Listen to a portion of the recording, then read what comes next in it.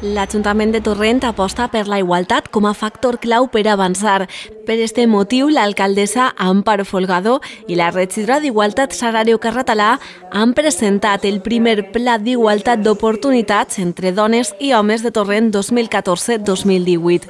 Un document que suposa l'inici d'un pla que promou múltiples activitats dirigides a fomentar el canvi d'actituds socials i d'afavorir l'autonomia personal de les dones. Avui fiquem sobre paper un treball que ja tenim fet i un treball que ambiciosament volem anar a més, per a que això, d'una vegada per totes, la igualtat estigui molt clara. El projecte, realitzat pels propis tècnics de l'Ajuntament, implica a totes les delegacions del consistori per així aconseguir erradicar les desigualtats sexistes basant el seu treball principalment en la prevenció, la formació i la sensibilització.